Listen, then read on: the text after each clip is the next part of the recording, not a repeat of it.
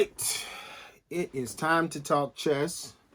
It is time to talk chess again. And again, as I said, I was going to start off by explaining Model 6 every time until it becomes common to understand, which is a simple word for family.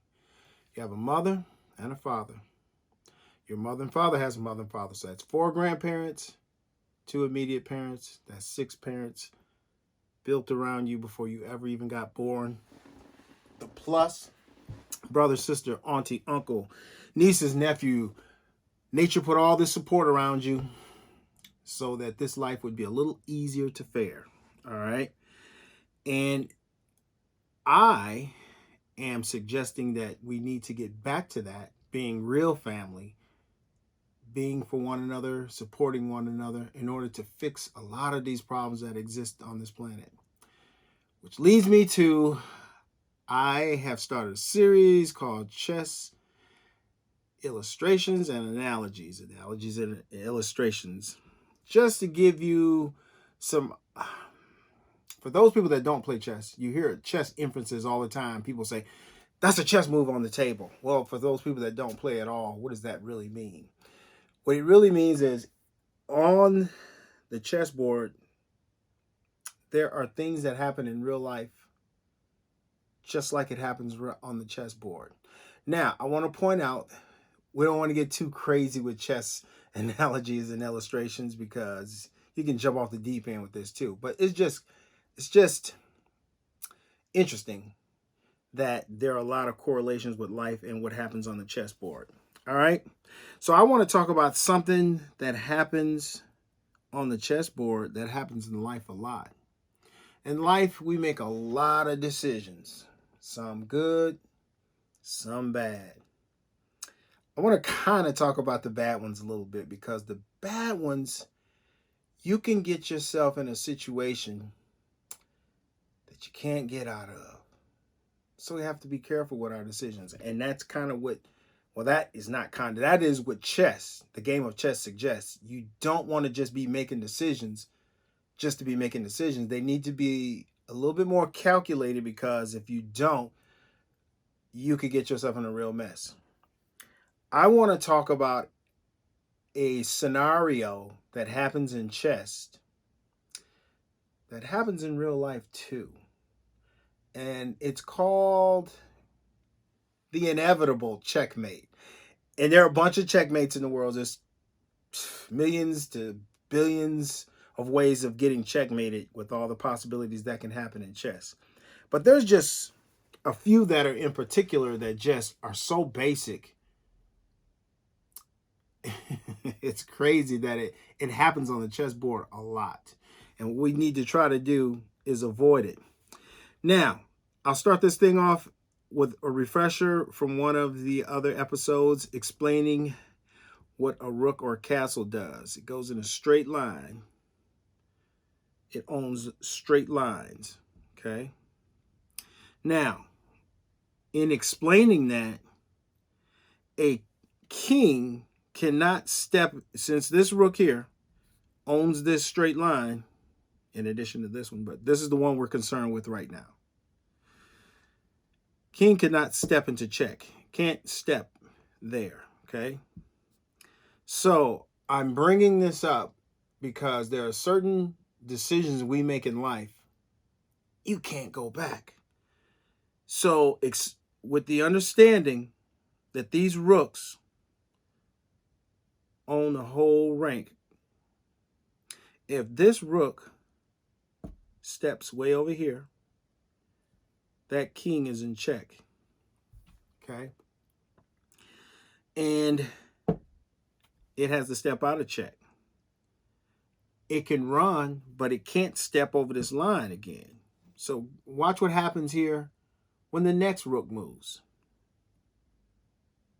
Bam. Can't go back this way. He's got to step back now. Now he can try to chase this one down on the next move, which he'll do here, because now it's in check and it's got to move back. Still can't step across this line this way either. Now, even though this rook here can't just come here because the king can take, all it simply does is step here for now. And that's how life does. For now, it won't kill you immediately, but the kill is coming. Okay. So what happens on the next move? The rook goes here, steps here. Can't go this way because this rook owns this rank, right? So it has no choice but to step back. And this is life. We made a decision way down here that we're paying for, and these are huge setbacks.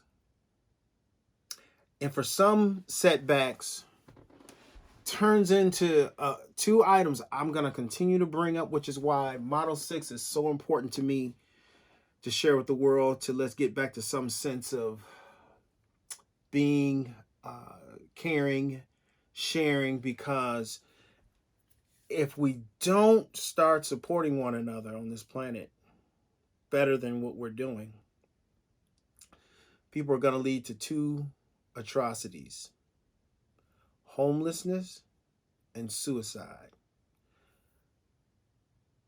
A huge reason why I came up with this is to create an initiative, all right, which is an attempted solution to try to fix or assist in a situation.